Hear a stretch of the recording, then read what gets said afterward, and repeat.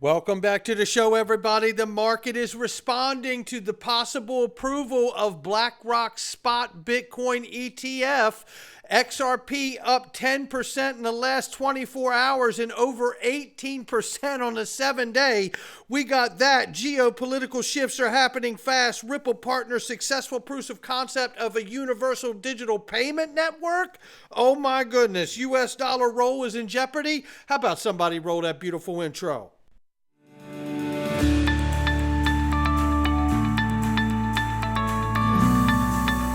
Digital Perspectives with Brad Kimes. Come on in.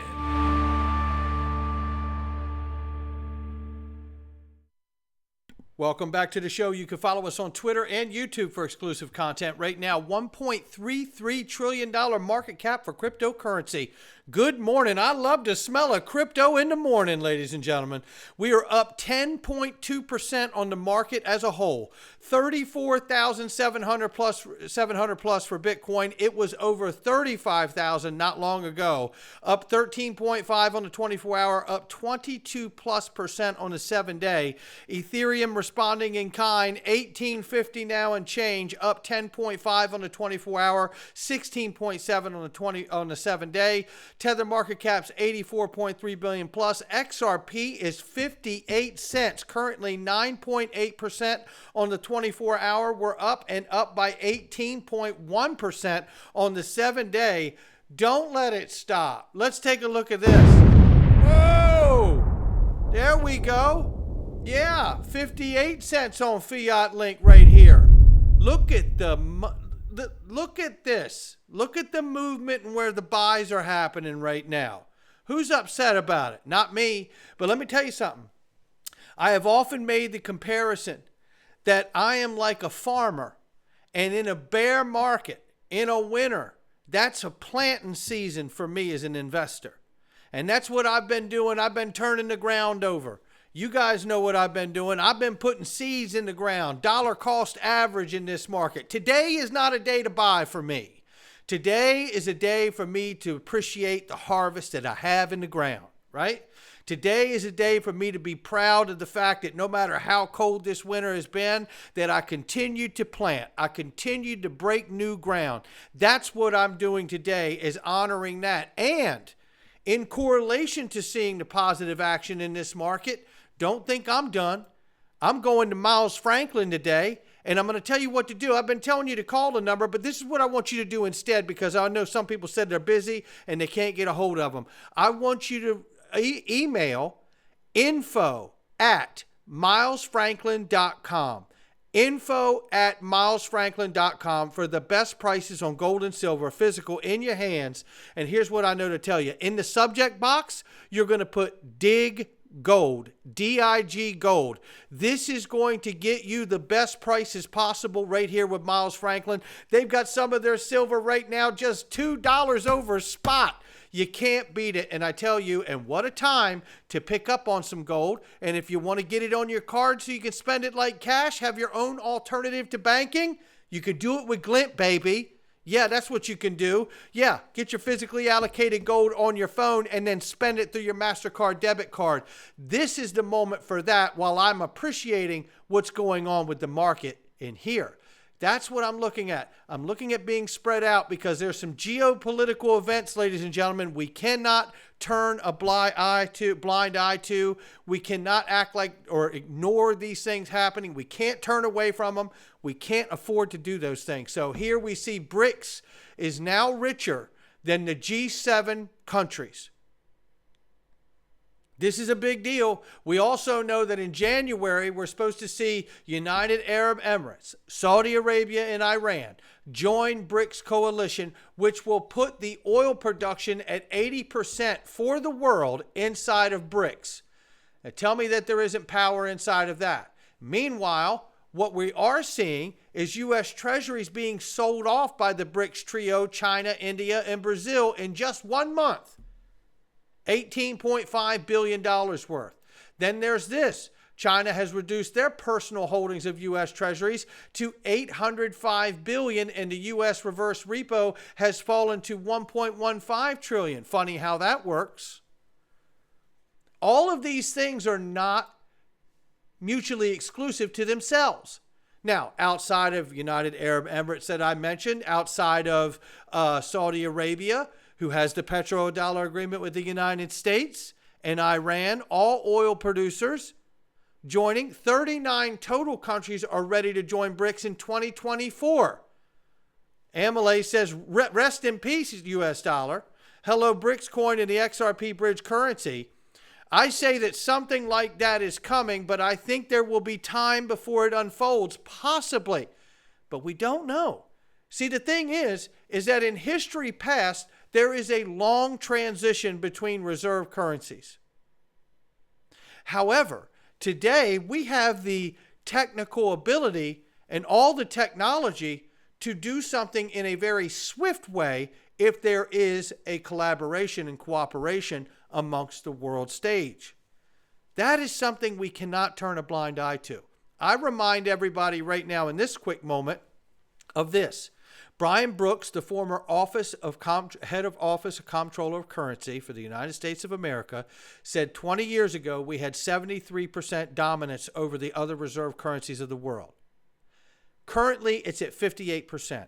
And if we don't do something now to position ourselves for the spillover shocks of the transition of whatever we're going to do, or put something in place, which I firmly believe and make the argument to this day for, laugh if you want to, it used to be the gold standard that elevated the US dollar, and now currently it has been the petrodollar agreement, which appears to be being unwound at the current moment.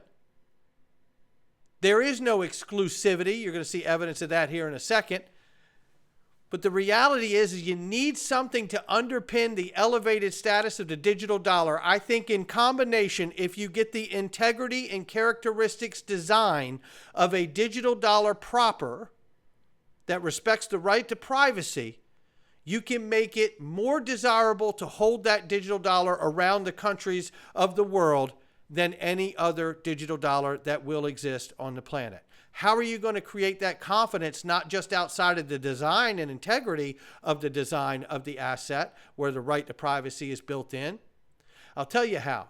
You have to have the confidence knowing that the dollar isn't going to collapse. And how do you do that? Well, I'll tell you how you do that. You remember that deal with the DTCC is now acquired securrency, which is going to use what value protocols like XRP or Ripple's protocol, which is the XRP ledger for central banks, right? And other protocols. Well, I think if you are able to settle enough volume in the DTCC and then tokenize debt from the United States with a new wholesale CBDC that works on a tier 1 system for the financial institutions alone, then you could create tokenizing the debt on the XRP ledger and the constant settlement of derivatives of the tune of $2 quadrillion plus, and provide enough liquidity and confidence, and put other reserve assets like oil, gold, hard commodities, soft commodities alike, real estate, other assets on the ledger, and this could fully back the US dollar, the wholesale US dollar, and the digital stablecoin US dollar for the next 150 to 300 years. That's what I believe.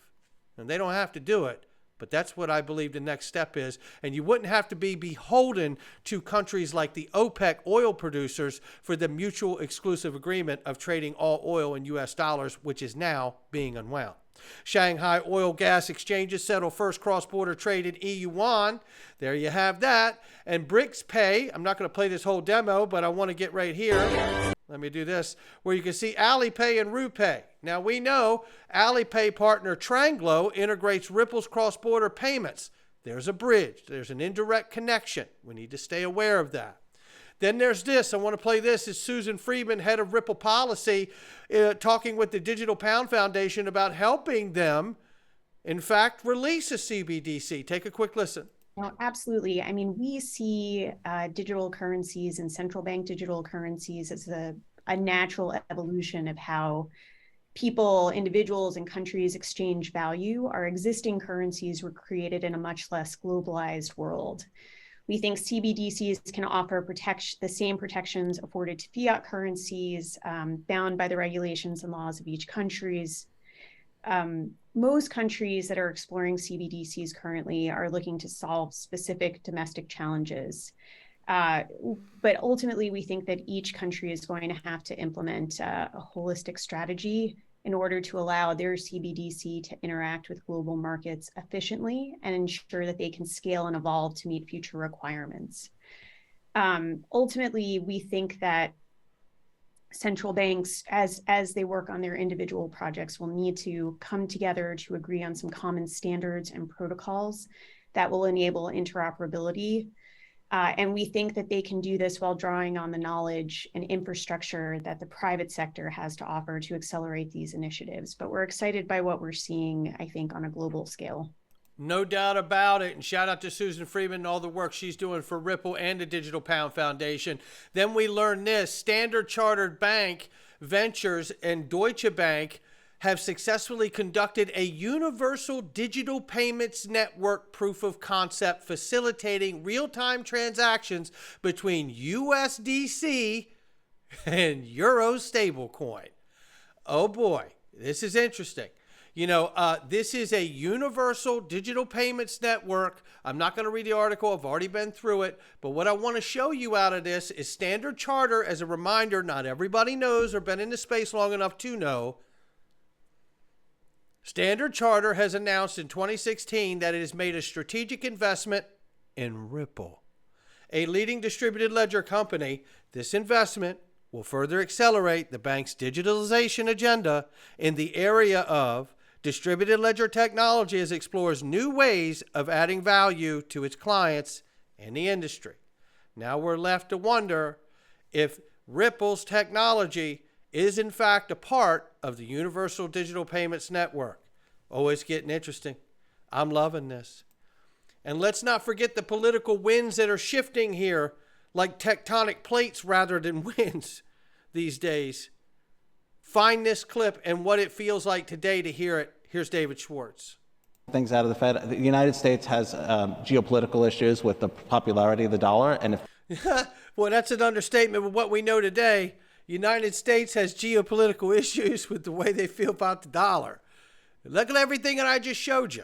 The dollar lags behind technically, that could become a factor pulling against adoption of the dollar. So I think they're going to be in kind of the position that kind of like what happened to Sony as they watched digital music happen. Like they're like, we have a solid position here and we could lose it to technological innovations. And we would love to sell CDs forever, but you know, if people want digital downloads, then we can't let, you know, Apple become, you know, which could be China in the analogy, or any of the countries that would like to usurp the US's role. Any other countries like China that want to usurp the US's role as the global reserve currency. That's what he's talking about, right? I just showed you all the information here. And you're talking about the technology now. But think of this for a moment.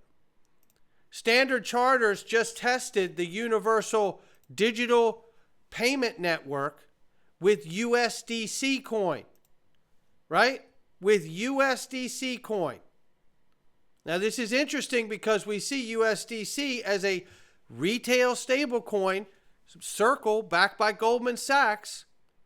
What if, in fact, that ends up being crowned as the retail digital dollar? Right? It's already out here. All they have to do is bless it. We're not behind anymore. In fact, we may have been out front the entire time.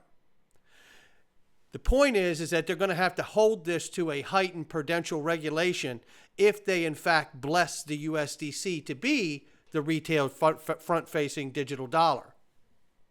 And it would still allow them to create a new wholesale CBDC on the back end for the financial system that could begin repatriating the physical dollars we're all using today. That's where I'm at on this day. Not financial advice from me or anyone else. It's just my digital perspectives. And before we get out of here, if you haven't done it, please click the link underneath the video and join us. It's on Patreon. It is the Freedom Zone. You can search Dig Perspectives on Patreon. Dig Perspectives, no spaces, and join us there. You will get videos that I post every day on YouTube with no Google ads. That right there is enough for what we're charging here. We are charging less than a cup of coffee. I'm telling you this for every month. You're going to get every video that I make plus extra content where we're now going to start having conversations like this. They're coming for us. A soft coup, medical tyranny, and government censorship. And I'm going to prove it to you in this video. We're not just going to talk about it. I'm going to prove it to you. And I'm going to tell you and remind you that we cannot talk openly about these things because I've been targeted. The GOAT of the XRP community has been targeted. And no longer can we stand for it. We have to create a platform like this for all of us to stay in contact. You are going to hear me talk about things inside of this group that you will never ever hear me speak of outside of this group. Join the several hundreds of others already in this short amount of time and catch these conversations, and absolutely no Google ads either. Click the link to join underneath the video. Not financial advice from me or anyone else. I'll catch all of you on the next one.